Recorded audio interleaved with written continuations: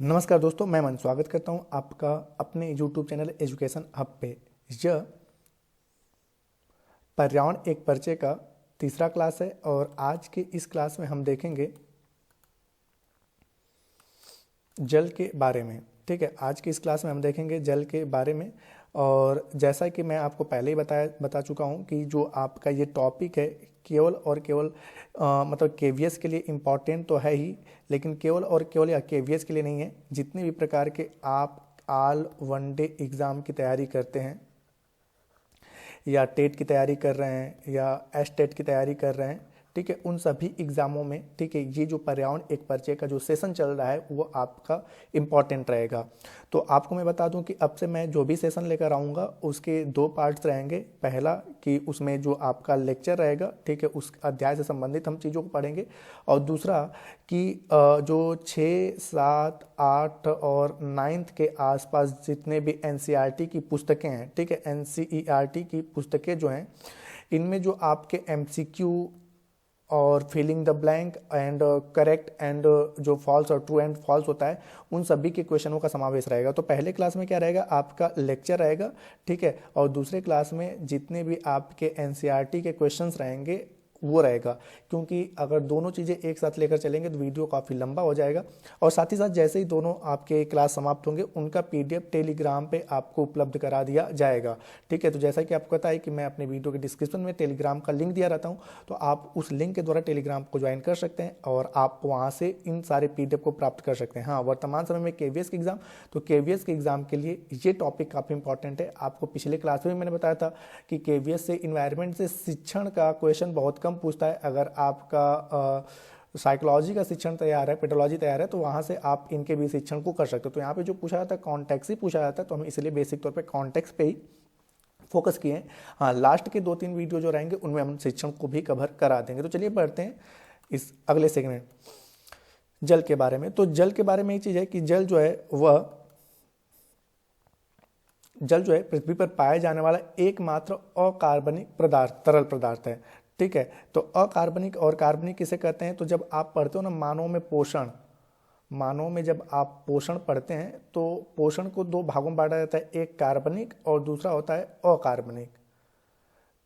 ठीक है, तो जिनके अंदर कार्बन की मात्रा उपस्थित होती है उसे हम क्या कहते हैं, कार्बनिक। जैसे कि आप कार्बोहाइड्रेट,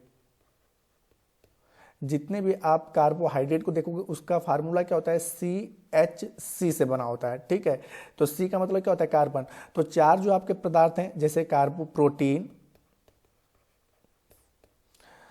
कार्बोहाइड्रेट, विटामिन और वसा, ये चारों के चारों क्या हैं, आपके कार्बनिक में आते हैं। और अकार्बनिक में कौन आते हैं, तो आपका जो आता है जल और खनिज लवण। जल और खनिज लवण जो है वो आपके अकार्बनिक में आते हैं। ठीक है, तो यहाँ पे कहा है, मतलब कि आपने पता होगा कि जल क्या है, पूर्ण रूप से शुद्ध है। इसमें किसी प्रकार का जो शुद्ध जल होता है उसमें किसी प्रकार के अन्य तत्व नहीं पाए जाते हैं। तो जल क्या है, पूर्ण रूप से शुद्ध है, यानी कि इसमें कार्बन की मात्रा नहीं पाई जाती है। तो यह पृथ्वी पर पाए जाने वाला एकमात्र अकार्बनिक तरल पदार्थ है, एकमात्र अकार्बनिक तरल पदार्थ है। अगला है कि पानी एक रासायनिक पदार्थ है जो 2 हाइड्रोजन परमाणु और 1 ऑक्सीजन के परमाणु से मिलकर बना होता है। और इसका रासायनिक जो सूत्र होता है वो क्या होता है, आपका H2O। ठीक है, जैसा यहाँ पे लिखा गया है कि जल को रासायनिक सूत्र क्या होता है, H2O होता है। और जल एक ऐसा पदार्थ है जो तीनों अवस्थाओं में पाया जाता है, यानी कि ठोस, द्रव और गैस, तीनों अवस्थाओं में पाया जाता है। ठीक है, और यहाँ पे आप फिगर को देख पा रहे हो कि जो ठोस से द्रव में बदलता है उसे हम क्या कहते हैं, ठोस से द्रव में बदलने की प्रक्रिया को हम क्या कहते हैं कि जल का गलनांक कहते हैं। ठीक है, द्रव से गैस में बदलने की क्रिया को हम क्या कहते हैं, जल का वाष्पन कहते हैं। और उसके बाद गैस से द्रव में, गैस से द्रव, यहाँ पे ये ध्यान दीजिए, गैस से द्रव की बात किया जा रही है, तो गैस से जो द्रव में बदलता है उसे हम क्या कहते हैं, संघनन कहते हैं। और द्रव से जो ठोस में पुनः जल बदलता है तो उसे जल का हम क्या कहते हैं, हिमांक कहते हैं। जल का उसे हम हिमांक कहते हैं। ठीक है, अब आपने देखा होगा कि अगर कोई पदार्थ डायरेक्ट ठोस से गैस में परिवर्तित हो जाए, डायरेक्ट ठोस से किस में परिवर्तित हो जाए, गैस में परिवर्तित हो जाए तो उसे हम क्या कहते हैं, ऊर्ध्वपातन कहते हैं। यहाँ पे आपका नोट में लिखा गया है कि अगर कोई पदार्थ डायरेक्ट ठोस से गैस, जैसे कि कपूर, ठीक है, तो डायरेक्ट ठोस से गैस में परिवर्तित हो जाता है तो क्या होता है, ऊर्ध्वपातन। और डायरेक्ट अगर कोई पदार्थ गैस से ठोस में बदल जाए, ठीक है, तो गैस से डायरेक्ट द्रव में बदलने की प्रक्रिया को हम क्या कहते हैं, उसका द्रवण कहते हैं। ठीक है, गैस से द्रव में बदलने की प्रक्रिया को हम क्या कह लेते हैं, द्रवण कहते हैं।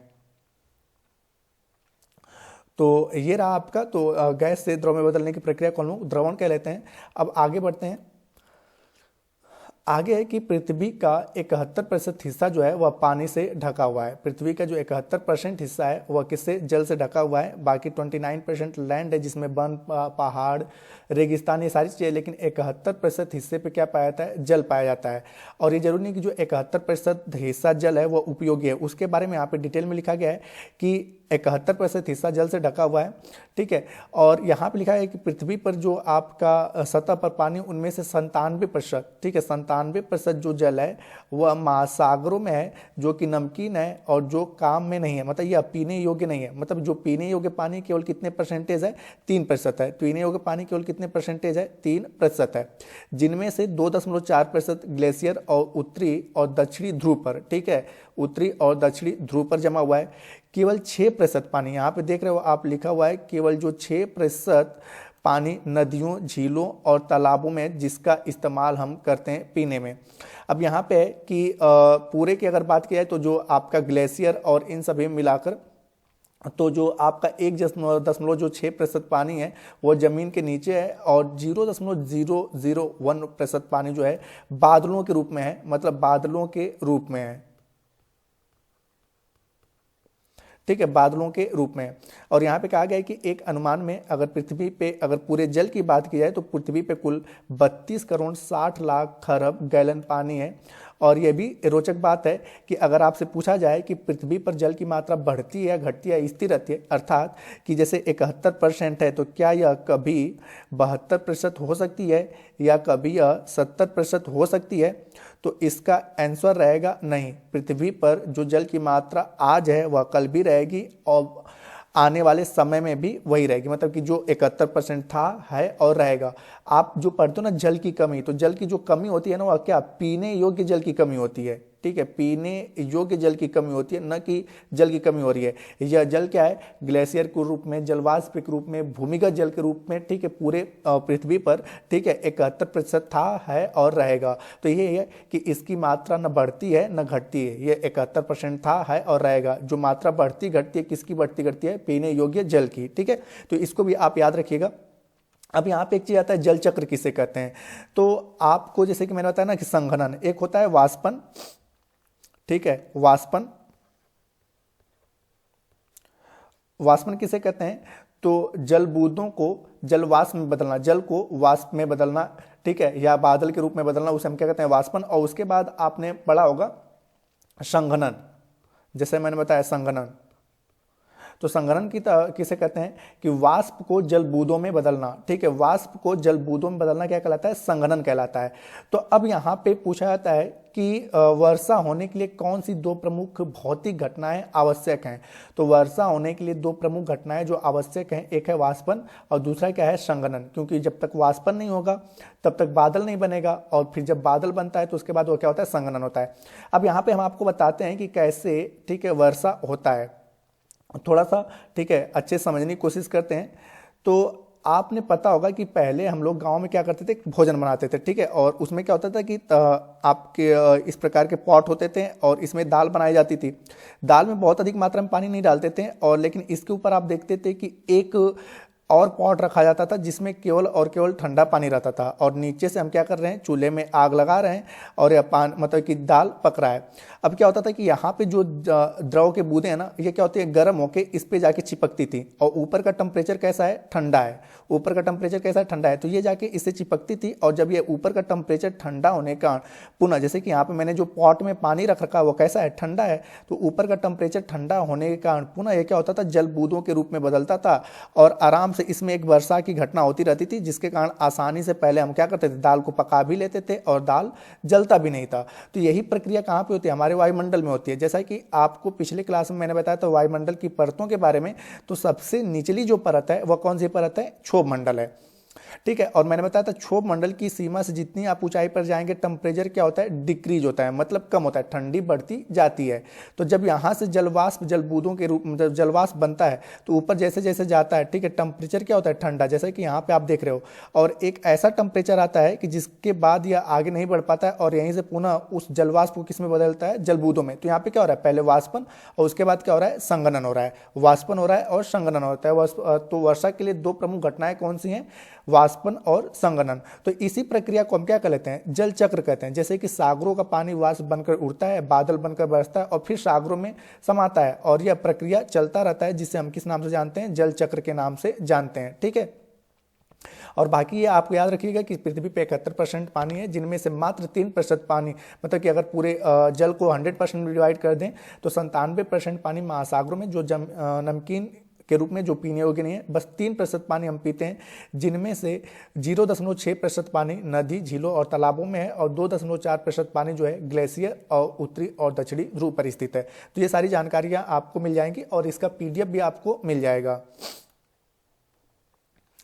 अगला है कि जल जो होता है यह एक पारदर्शी पदार्थ है। जल जो है एक पारदर्शी पदार्थ है, और इसलिए जैसे कि आपने पता है कि जल के अंदर भी पौधे पाए जाते हैं।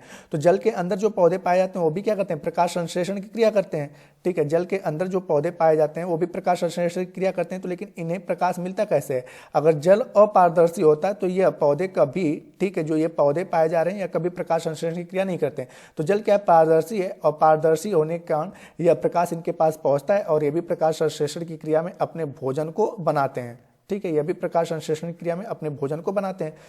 और अगला है कि केवल शक्तिशाली परावैंगनिक किरणों को ही या कुछ हद तक क्या करते हैं, अवशोषित करते हैं। और अगर आपसे पूछा जाए कि जो जल में हाइड्रोजन और ऑक्सीजन है, जैसे जल का रासायनिक सूत्र क्या है, H2O है, तो यह एक दूसरे से किस बंध से चिपके होते हैं, तो यहाँ पर हाइड्रोजन बंध, ठीक है। जैसे यहाँ पर कहा गया है कि वह बल जिसके कारण जल के अणु एक दूसरे से चिपके होते हैं उसे क्या कहते हैं, हाइड्रोजन बंध के नाम से जानते हैं, उसे हाइड्रोजन बंध कहते हैं। अब यहाँ पे है कि जल एक प्रबल विलायक है, जिसे सार्वविलायक, मतलब कि यहाँ पे कहा जाता है कि जल एक ऐसा पदार्थ है जो सभी पदार्थों को अपने में घोल देता है। जैसे कि एक होता है विलेय और एक होता है विलायक। तो चीनी और जल की बात करें तो चीनी क्या है, विलेय है, ठीक है, और जल क्या है, विलायक है। तो इसी मतलब कि चीनी जल में घुलता है, तो जिसमें कोई चीजें घुलती हैं उसे हम क्या कहते हैं, विलायक कहते हैं। तो आप देखोगे कि लगभग हर एक चीजें जल में क्या होती है, घुल जाती हैं, इसलिए जल को क्या कहा जाता है, सार्वविलायक के नाम से जाना जाता है। अब यहाँ पे चीजें हैं कि वे पदार्थ जो जल में भली भांति घुल जाते हैं, जैसे लवण हो गया, शर्करा हो गया, अम्ल हो गया, क्षार हो गया, और कुछ गैसें विशेष रूप से जैसे ऑक्सीजन, कार्बन डाइऑक्साइड, तो उसे हम क्या कहते हैं, हाइड्रोफिलिक कहते हैं। हाइड्रोफिलिक, इसको याद रखिएगा कि अगर आपसे पूछा जाए कि वे पदार्थ जो जल में आसानी से घुल जाते हैं उसे क्या कहते हैं, हाइड्रोफिलिक के नाम से जाना जाता है, ठीक है। हाइड्रोफिलिक मतलब कि जो जल से प्यार करने वाले, हाइड्रोफिलिक का मतलब होता है जल से प्यार करने वाले। और वे पदार्थ जो जल में अच्छी तरह से नहीं घुल पाते हैं उसे हम क्या कहते हैं, हाइड्रोफोबिक, मतलब जल से डरने वाले, ठीक है। यहाँ पे लिखा भी क्या है, जैसे कि आपने देखा होगा कि वसा हो गया, तेल हो गया, वह जल में घुलता नहीं है, तो वो क्या है, हाइड्रोफोबिक है। और जो जल में आसानी से घुल जाता है उसे हम क्या कहते हैं, हाइड्रोफिलिक कहते हैं। तो इस चीज को आप अच्छे से याद रखिएगा। अगला है कि जो जल जितना अधिक, जैसे कि आपने देखा होगा कि सबसे शुद्ध जल जो होता है वर्षा का जल होता है, और यहाँ पे कहा गया है कि जो जल जितना अधिक शुद्ध होगा, ठीक है, उसकी चालकता उतनी कम होगी। या तो एकदम शुद्ध जल है, जैसे कि जो आसूत जल होता है, वर्षा के जल को हम क्या कहते हैं, आसूत जल, और यह चालक नहीं होता है, इसमें बिजली प्रवाह नहीं हो सकती है।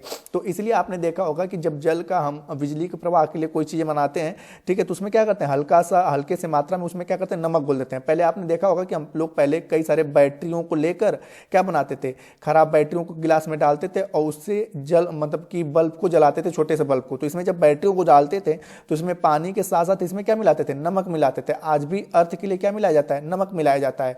तो यहाँ पे कहा जाता है कि जितना अशुद्ध उसको करेंगे उसकी चालकता क्या होती है, बढ़ जाती है, लेकिन जितना शुद्ध जल रहेगा उसकी चालकता कम होगी। तो आपसे पूछा जाए कि आशुद्ध जल जो है वह विद्युत का चालक है या कुचालक है, तो आप क्या कहोगे, कुचालक है। ठीक है, क्योंकि आशुद्ध जल शुद्ध जल है और उसमें विद्युत का प्रवाह नहीं होता है। आगे बढ़ते हैं कि जल का जो घनत्व अधिकतम होता है। अब देखो यहाँ पे एक चीज है कि लोग कंफ्यूज हो जाते हैं जल और बर्फ में। ठीक है, तो जल जो है लिक्विड फॉर्म में और बर्फ जो है वह ठोस फॉर्मेट में है। ठीक है, तो जल का अधिकतम घनत्व कितने डिग्री सेंटीग्रेड पे होता है, 4 डिग्री सेंटीग्रेड पर जल का घनत्व अधिकतम। जैसे कि यहाँ पे अगर नियर अबाउट पूछ दे तो 3.98 डिग्री सेंटीग्रेड पे जल का घनत्व क्या होता है, अधिकतम होता है, जिसको हम लोग लगभग 4 डिग्री सेंटीग्रेड पूछ लेते हैं।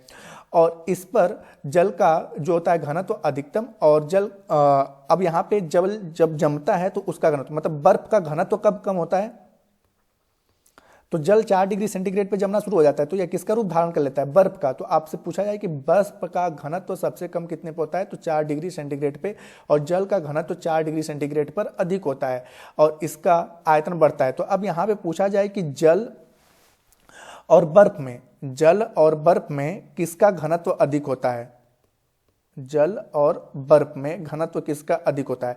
तो आपको मैं बता दूं कि जिसका घनत्व कम होगा वह उसके ऊपर तैरेगा और जिसका घनत्व अधिक होगा वह नीचे रहेगा। तो आपने आइसबर्ग को देखा होगा। ठीक है, आपने पत्थर जैसे आपने देखा होगा, या जब आप गर्मी के समय में ग्लास में बर्फ का टुकड़ा डालते हो तो बर्फ क्या होता है, जल के ऊपर तैरता है। ठीक है, तो अच्छा इसका कितना भाग हमें दिखाई देता है, तो इसका 90% भाग जो होता है ना जल के नीचे होता है और केवल 10% भाग क्या होता है, बर्फ का ऊपर रहता है। ठीक है, तो जल के ऊपर बर्फ क्या होता है, तैरता है, इसलिए बर्फ का घनत्व जल से क्या है, कम है। बर्फ का घनत्व जल से क्या है, कम है। जैसे आपने देखा होगा तेल जो होता है पानी के ऊपर तैरता है, तो अर्थात तेल का घनत्व तो पानी से क्या है, कम है, इसलिए तेल पानी के ऊपर तैर रहा है। तो जिसका घनत्व कम रहेगा वह उसके ऊपर तैरेगा और जिसका घनत्व अधिक रहेगा वह उसके अंदर डूब जाएगा। जैसे कि एक ईंट जो होता है जल में डूब जाता है, तो ईंट का घनत्व क्या है, अधिक है, इसलिए वह क्या हो रहा है, जल में डूब जा रहा है। ठीक है, और वहीं पर तेल जो है जल के ऊपर तैर रहा है। आपने देखा होगा कि लोहे का जो गेंद है वह पानी में डूब जाता है जबकि पारे पर तैरता रहता है। तो कारण क्या है, तो पानी और लोहे में घनत्व किसका अधिक है, लोहे का। पानी और लोहे में घनत्व किसका अधिक है, लोहे का, इसलिए घनत्व जिसका अधिक रहेगा मैंने बताया कहाँ पे रहेगा, नीचे। ठीक है, तो यह लोहा कहाँ पे होता है, डूब जाता है। लेकिन पारे और लोहे में घनत्व किसका अधिक है, पारे का। तो पारा कहाँ पे रहेगा, नीचे, और लोहा कहाँ पे रहेगा, ऊपर। तो यही कारण है कि पारे के ऊपर लोहा तैरता है, क्योंकि लोहे का घनत्व पारे की अपेक्षा कम है, जबकि जल में लोहा डूब जाता है क्योंकि लोहे का जो घनत्व है जल की अपेक्षा अधिक है। अब यहाँ पे पूछा जाता है कि जल जब जमता है तो उसका आयतन बढ़ता है या घटता है।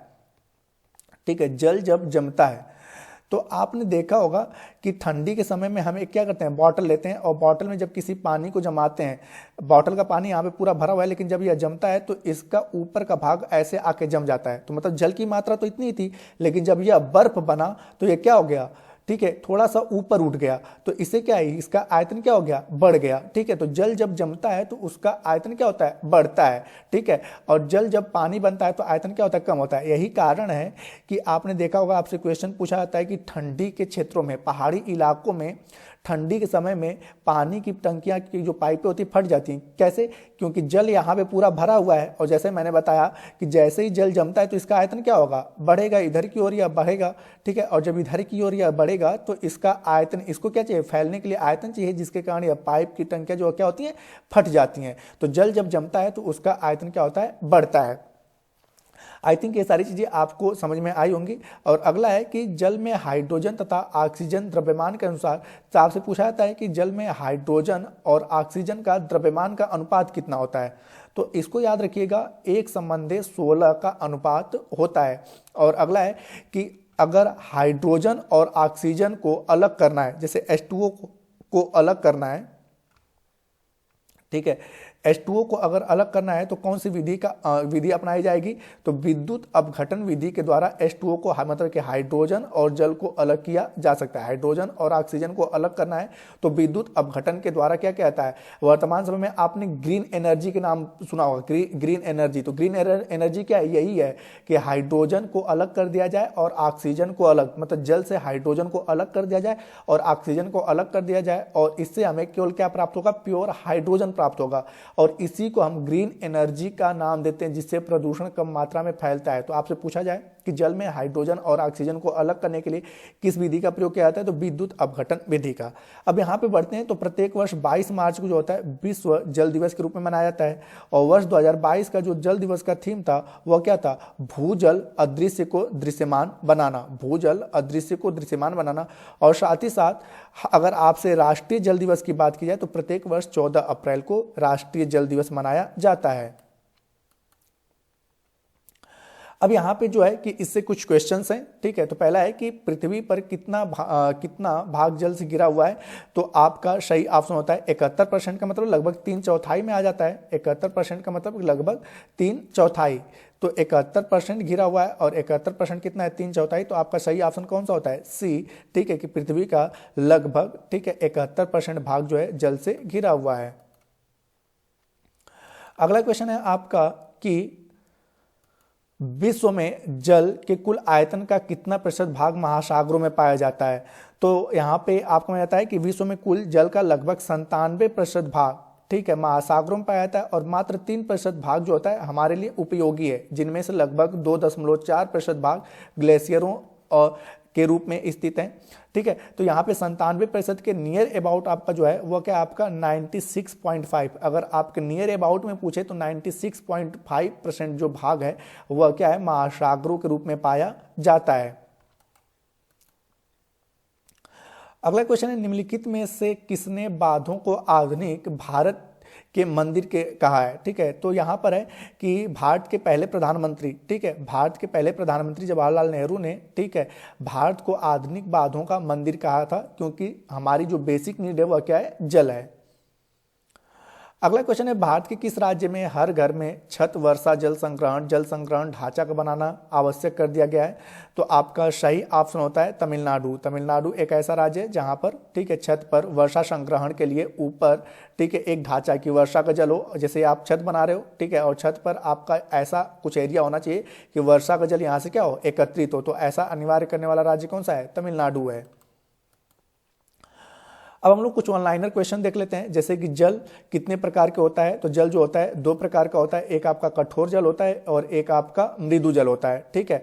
तो जल आपसे पूछा जाए कितने प्रकार के होते हैं? जल 2 प्रकार के होते हैं, कठोर जल और मृदु जल। दूसरा कह रहा है कि जो जल साबुन में आसानी से झाग देता है उसे हम क्या कहते हैं? मृदु जल, और जो जल साबुन में आसानी से झाग नहीं देता उसे हम क्या कहते हैं? कठोर जल के नाम से जानते हैं।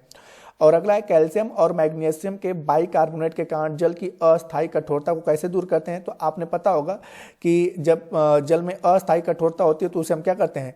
उबाल कर दूर करते हैं। अस्थायी का मतलब कि ये अस्थायी दूर हो सकता है, अस्थायी का मतलब होता है उसे आसानी से दूर किया नहीं जा सकता है।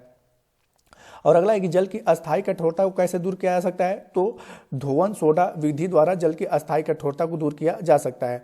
और आगे कह रहा है कि भार के अनुसार हाइड्रोजन और ऑक्सीजन का अनुपात क्या होता है? ठीक है, तो भार के अनुसार ऑक्सीजन और हाइड्रोजन का अनुपात पूछे तो 1:16 हो जाएगा, ठीक है, लेकिन हाइड्रोजन और ऑक्सीजन का अनुपात पूछेगा तो कितना हो जाएगा? 1:8 होगा। इसको आप अच्छे से याद रखिएगा। अगला है कि जल में अम्ल मिलाकर वैद्युत अपघटन करने पर कौन सी गैस प्राप्त होती है? तो यहाँ पर आपका होता है ऑक्सीजन, की जल में अम्ल मिलाकर वैद्युत अपघटन करने पर ऑक्सीजन प्राप्त होता है। और अगला है कैलगन का व्यावसायिक नाम क्या है? तो सोडियम हेक्सा मेटाफॉस्फेट। अब यहाँ पे कैलगन क्या होता है? तो पानी की अस्थायी कठोरता को दूर करने में, ठीक है, किसका उपयोग किया जाता है? सोडियम हेक्सा मेटाफॉस्फेट का। आगे है कि कठोर जल जब कपड़ा धोने के लिए उपयुक्त क्यों नहीं होता है? ठीक है, कठोर जल जो होता है कपड़ा धोने के लिए उपयुक्त क्यों नहीं होता है? तो यह साबुन के साथ आसानी से झाग नहीं देता है, ठीक है, जिसके कारण यह उपयोग नहीं होता है। अगला है कि जल की कठोरता को दूर करने के लिए 10% NaCl क्यों मिलाते हैं? तो यहाँ पे कि जियोलाइट नए यौगिक बनाता है जो NaCl को पुनः सोडियम जियोलाइट में परिवर्तित कर देता है। अगला है कि पीने के जल को शुद्ध करने के लिए कौन से कीटनाशक का प्रयोग किया जाता है, तो विरंजक या क्लोरीन। अगर आपसे पूछा जाए कि जल में जो जीवाणु उनको दूर करने के लिए किसको मिलाया जाता है, क्लोरीन को, और जल को अस्थायी कठोरता को दूर करने के लिए क्या करते हैं, उबालते हैं। अब यहाँ पे एक ड्यूटीरियम, भारी जल को हम लोग ड्यूटीरियम के नाम से जानते हैं, ठीक है, ड्यूटीरियम के नाम से जानते हैं। तो भारी जल की खोज कब हुई थी, तो वर्ष 1932 में, और इसकी खोज किसने की थी, हेरोल्ड सी यूरे ने। और जैसा कि मैंने बताया कि भारी जल का जो दूसरा नाम है वह क्या है, ड्यूटीरियम है। और साधारण जल के कितने भागों में 1% भाग भारी जल पाया जाता है, तो 7000 भागों में। और जल को जीवाणु से दूर करने के लिए किसका प्रयोग करते हैं, विरंजक चूर्ण या क्लोरीन का। तो ये रहे क्वेश्चन। अब जैसे कि आप यहाँ पे देख पा रहे हैं कि अगला जो सेशन है वह आपका एनसीईआरटी के क्वेश्चन आंसर का है, ठीक है, अगला जो सेशन है वह एनसीईआरटी के क्वेश्चन आंसर का है। तो इस सेशन को हम लोग अगले क्लास में करेंगे ताकि वीडियो लंबा ना हो। तो दोस्तों वीडियो पसंद आया हो तो वीडियो को लाइक करें, कमेंट करें तथा अपने दोस्तों के साथ शेयर करें। और अगले सेशन में हम देखेंगे एनसीईआरटी में 6, 7, 8, 9 में जो आपके जल से क्वेश्चन पूछे गए उनको हम लोग सॉल्व करेंगे, ठीक है। तो वीडियो के अंत तक बने रहने के लिए धन्यवाद। मिलते हैं जल्दी नेक्स्ट वीडियो में।